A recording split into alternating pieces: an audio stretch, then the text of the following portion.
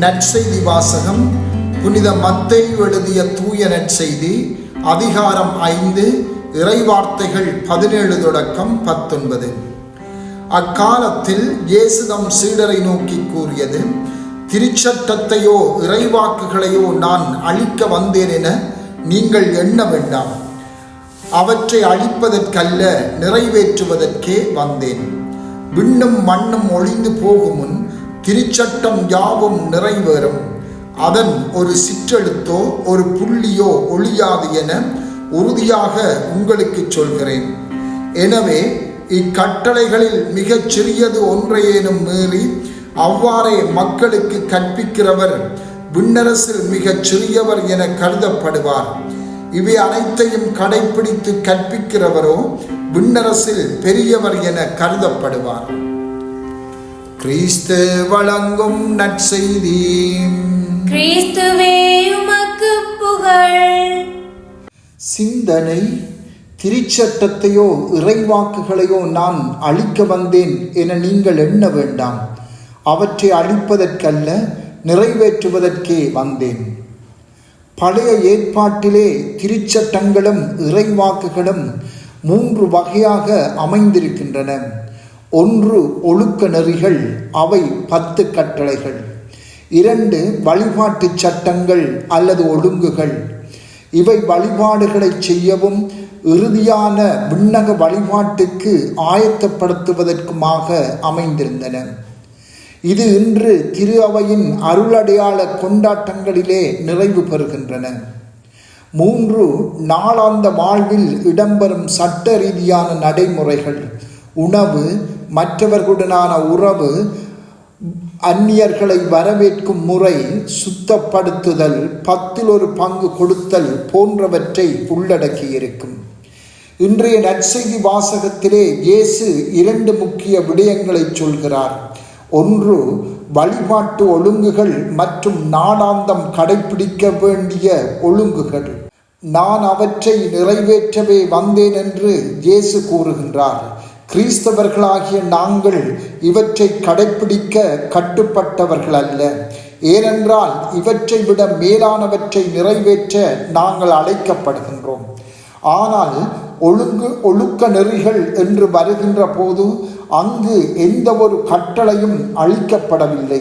மாறாக அவை கொண்டிருக்கும் கருத்துக்கள், அவற்றின் அவசர தன்மைகள் ஆழமாக்கப்படுகின்றன. இதன் மூலம் நிறைவாழ்வுக்கான அழைப்பு மேலும் தெளிவு அடைகிறது. இதனாலேயே இயேசு கூறுகின்றார், இக்கட்டளைகளில் மிகச் சிறியது ஒன்றையேனும் மீறி அவ்வாறே மக்களுக்கு கற்பிக்கிறவர் விண்ணரசில் மிகச் சிறியவர் என கருதப்படுவார். இவை அனைத்தையும் கடைப்பிடித்து கற்பிக்கிறவரோ விண்ணரசில் பெரியவர் என கருதப்படுவார். இந்த படிப்பினைகளை இயேசுவுக்கு முன் வாழ்ந்தவர்கள் கொண்டிருக்கவில்லை. அதனால் அவர்கள் இந்த கட்டளைகளை கடைப்பிடிப்பதால் கிடைக்கும் அருளை பெற்றுக்கொள்ளவும் இல்லை. அந்த அருளை பெற்றுக்கொள்ளும் பேறு எங்களுக்கே கிடைத்தது. அதாவது இந்த அருள் சிலுவையாலேயே கிடைக்கப் பெற்று தூய ஆவியாரால் எங்கள் மீது பொழியப்படுகின்றது. முன்பு இல்லாதவாறு இன்று எமக்கு எவ்வளவோ அதிகமாக கிடைக்கின்றது. அதனால்தான் மிக உயர்ந்த நிலையாகிய தூய வாழ்வுக்கு நாங்கள் அழைக்கப்படுகின்றோம். உதாரணமாக, பாஸ்கா விழாவை நாங்கள் கொண்டாடும் போது இஸ்ரவேலர் எகிப்தில் இருந்து பெற்ற விடுதலையை நாம் கொண்டாடுவதில்லை. மாறாக இன்று புதிய பாஸ்காவை திருப்பலியில் பங்கு கொள்வதன் மூலமாக கொண்டாடுகின்றோம். இது பழையதை நினைவு கூர்வதை கடந்து செல்கின்றது. இயேசுவின் பாஸ்காவை நினைவு கூர்வது என்பது எம்மை அவருடைய பாடுகள், மரணம், உயிர்ப்பில் பங்கேற்க அழைக்கின்றது. இதுவே திருப்பலி.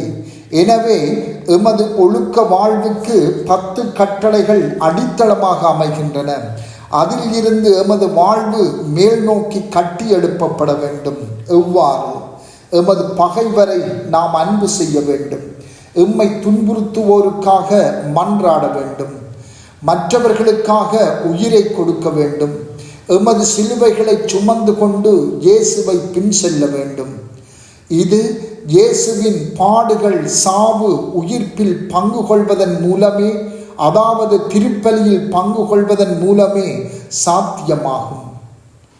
உயரிய வாழ்வுக்கு அல்லது தூய வாழ்வுக்கு அழைக்கப்பட்டுள்ள எமது அழைப்பை இன்று தியானிப்போம். எமது உயரிய அழைப்பை விளங்கிக் கொள்ளுகின்றோமா? தூய வாழ்வை அடைவதே எமது நோக்கமாக உள்ளதா? செபம். ஆண்டவரே, நீர் தந்த உயரிய அழைப்பை விளங்கிக் கொள்ளவும் அதை அடையும் வழிகளிலே பயணிக்கவும் எங்களுக்கு அருள் தாரும். ஆமென்.